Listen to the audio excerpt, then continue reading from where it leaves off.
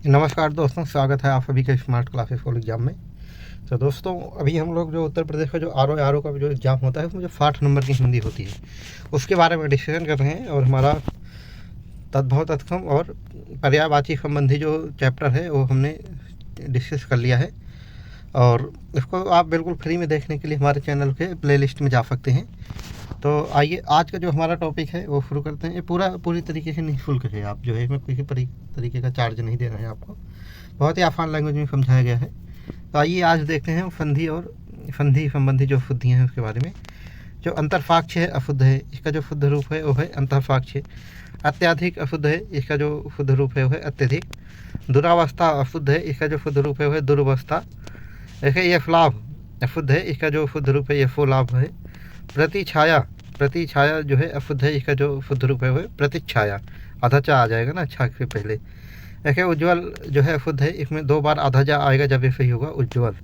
नयन अशुद्ध है, इसका शुद्ध रूप है नयन। मनः भाव अशुद्ध है, इसका शुद्ध रूप है मनोभाव। और निच्छल जो है इसमें आधा चा और छा आया है तो अशुद्ध है। इसमें आधा चा की जगह पर आधा फा आएगा, वो भी शरीफा वाला, तो निश्चल ये वाला शुद्ध है। और निसार अशुद्ध है, इसका शुद्ध रूप है निस्सार, यानी कि एक बार आधा सरवता वाला फा और फिर इसके बाद में पूरा सरवता वाला फा के साथ में बड़े आ की मात्रा, तो ये वाला सही हो जाएगा निसार।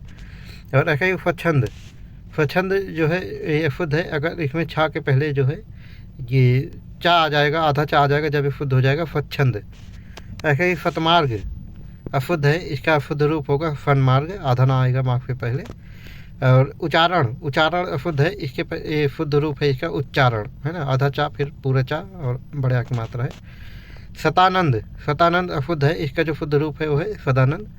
भवन अशुद्ध है, इसका जो शुद्ध रूप है वो है भवन। और पर उपकार अशुद्ध है, इसका जो शुद्ध रूप है वो है परोपकार। और ऐसे अत्योक्ति ये अशुद्ध है, इसका जो शुद्ध रूप है वो है अत्युक्ति, यानी आधा था फिर या में छोटे की मात्रा फिर युक्ति ऐसे है ना, अत्युक्ति। ऐसे अधोगति अशुद्ध है, जो इसका शुद्ध रूप है वो है अधोगति। तदोपरांत अशुद्ध है, इसका जो शुद्ध रूप है यह तदुपरांत। वयोवृद्ध अशुद्ध है, इसका जो शुद्ध रूप है वो है वयोवृद्ध। उपरोक्त अशुद्ध है, इसका जो शुद्ध रूप है वो है उपर्युक्त। सदैव अशुद्ध है, इसका जो शुद्ध रूप है वो है सदैव। आच्छादन अशुद्ध है, इसका जो शुद्ध रूप है वो है आच्छादन। मनःयोग अशुद्ध है, इसका जो शुद्ध रूप है मनोयोग। निबल अशुद्ध है, इसका जो शुद्ध रूप है वो है निर्बल। तेजमय अशुद्ध है, इसका जो शुद्ध रूप है वो है तेजोमय।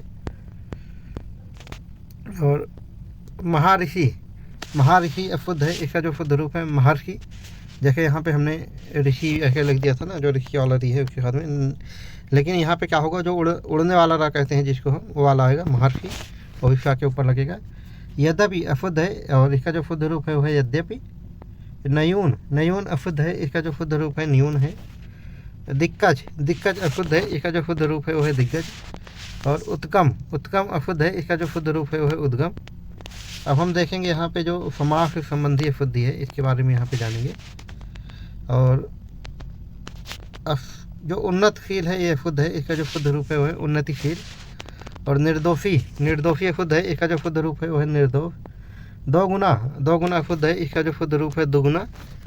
और सौभाग्यशील अशुद्ध है, इसका जो शुद्ध रूप है वो है सौभाग्यशाली। ऐसे ही माता भक्त अशुद्ध है, इसका जो शुद्ध रूप है वो है मातृभक्त।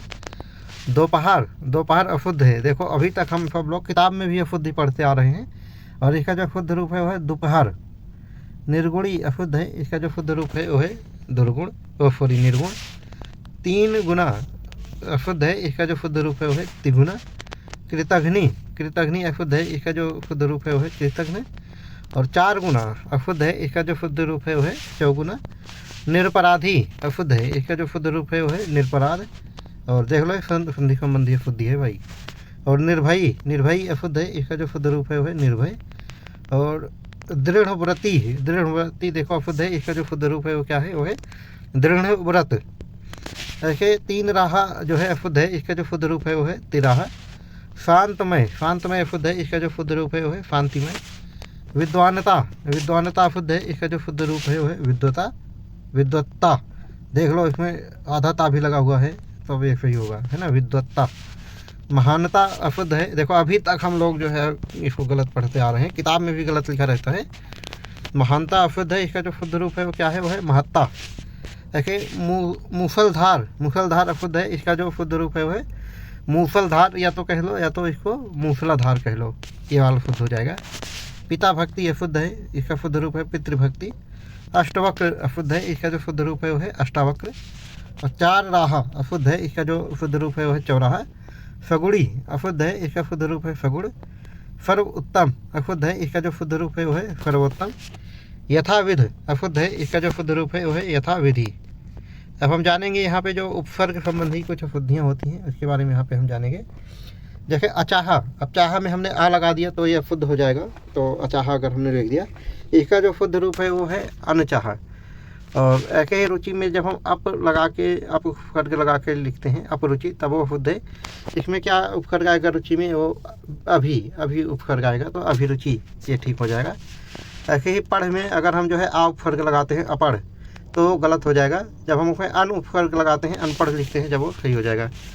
ऐसे जिम्मेदार में जब हम बे उपसर्ग लगाते हैं ना, बेजिम्मेदार, तो वो गलत हो जाएगा। गैर उपसर्ग लगेगा इसमें, यानी कि गैर जिम्मेदार, ये सही होगा।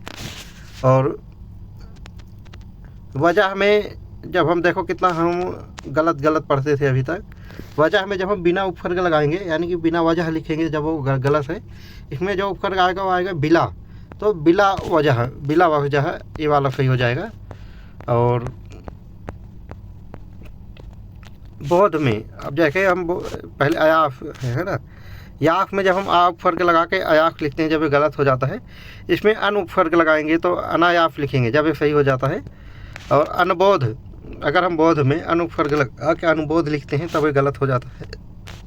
इसमें आ उपसर्ग आएगा, यानी कि अबोध लिखा जाएगा, जब ये सही होगा। और हित में जो है अन उपसर्ग लगा के अनहित लिखते हैं, जब ये गलत हो जाएगा। और आ उपसर्ग लगाएंगे, इसमें अहित लिखेंगे, जब सही हो जाएगा। और ऐसे ही फिजूल, जूल में अगर हम बेफी उपसर्ग लगाते हैं तो जो बेफजूल होगा ये गलत है। और फजूल ये सही हो जाएगा। ऐसे जान में जब हम अन उपसर्ग लगा के अनजान लिखते हैं, जब वो गलत हो जाएगा। इसमें अन उपसर्ग लगेगा, तो अनजान लिखेंगे, जब ये सही होगा। अब प्रत्यय संबंधी कुछ अशुद्धियाँ हैं, इसके बारे में जानेंगे यहाँ पर। अब प्रत्यय कैसे है, जैसे कवि में हम क्या लगाते हैं, यत्रीणी अगर लगाएंगे तब ये गलत हो जाएगा। और कव में देखो, कवि में कव इत्री ऐसे लिखेंगे, है ना, कव इत्री, जब ये सही हो जाएगा। इत्री शब्द इसमें उपसर्ग आएगा, प्रत्यय आएगा। ऐसे ही भुजंग में जब हम नी उपसर्ग लगा के भुजंगनी लिखते हैं, जब ये गलत हो जाएगा। इसमें ई उपसर्ग आएगा, तो यानी कि क्या सही हो जाएगा इसमें भुजंगी। ऐसे कोमल में जब हम आंगिनी उपसर्ग लगाते हैं तो अब ये गलत हो जाएगा। अगर कोमलांगिनी लिखते हैं तो गलत हो जाएगा, अशुद्ध हो जाएगा। जब हम इसमें आंगी उपसर्ग नहीं, सॉरी, यहाँ हम प्रत्यय लगा रहे हैं। अब जैसे हम कोमल में अगर आंगी प्रत्यय लगा के कोमलांगी लिखेंगे, जब ये सही हो जाएगा। और अध्यापक में आ की मात्रा वाला उपसर्ग लगाएंगे और अध्यापका लिखेंगे, तब ये उपसर्ग नहीं, सॉरी, यहाँ प्रत्यय लग रहा है। प्रत्यय पीछे लगता है, पा से ऐसे जोड़ के आप समझ सकते हैं। तो अगर अध्यापक में बड़े आ का प्रत्यय लगाएंगे ना, जो उसकी मात्रा है, तो अध्यापका लिखेंगे तो गलत हो जाएगा। इसमें इका जो है ऐसे ये वाला लगेगा, है ना, अध्यापिका, ये सही हो जाएगा। और सम्राट में अगर इनी प्रत्यय लगाएंगे, जब ये गलत हो जाएगा, सम्राटिनी गलत हो जाएगा। इसका शुद्ध क्या है, साम्राज्ञी, यानी कि टी का भी जो है ज्ञा बन जाएगा और ये बड़े की मात्रा आएगी, साम्राज्ञी ऐसे सही होगा। और अनाथिनी में अगर हम अनाथ में इनी प्रत्यय लगाएंगे, अनाथिनी लिखेंगे, जब ये अशुद्ध है। और अब बड़े आ की मात्रा वाला जो प्रत्यय है वो लगाएंगे, यानी कि अनाथा लिखेंगे, जब ये वाला सही हो जाएगा, अनाथा सही हो जाएगा। ऐसे श्वेतांगिनी गलत है, मतलब अशुद्ध है। इसमें श्वेत में क्या है, हमने आंगिनी प्रत्यय जोड़ दिया, तब ये अशुद्ध है। और अंगी, श्वेत में अगर हम अंगी प्रत्यय जोड़ के श्वेतांगी लिखे हैं, तब ये सही हो जाएगा। ऐसे चतुर्ऋणी में क्या है, चतुर में अगर हम ईड़ी प्रत्यय लगा के चतुर्ऋणी लिख रहे हैं, तब ये गलत है। और चतुर में बड़े आ की मात्रा का जो प्रत्यय है वो लगा के चतुर लिखेंगे, जब सही हो जाता है। देखिए विहंगिनी में क्या है, हमने विहंग में इनी प्रत्यय लगा के विहंगिनी लिखा है, तो ये अशुद्ध है। और इसी में अगर हम बड़ी ई की जो मात्रा है, ये वाला प्रत्यय लगाएंगे, यहाँ पे विहंगी लिखेंगे, जब ये सही है। और ऐसे ही गोप में इन्हीं प्रत्यय लगा के जब हम गोपनी लिखते हैं जब अशुद्ध हो जाता है, और गोपी इसमें बड़े की मात्रा लगा के गोपी लिखते हैं जब ये शुद्ध हो जाएगा। तो आइए दोस्तों, आज का डिस्कशन हम यहीं पे समाप्त करेंगे और कल फिर मिलेंगे दोस्तों इसी चैनल पर नेक्स्ट वीडियो के साथ में। तब तक के लिए जय हिंद।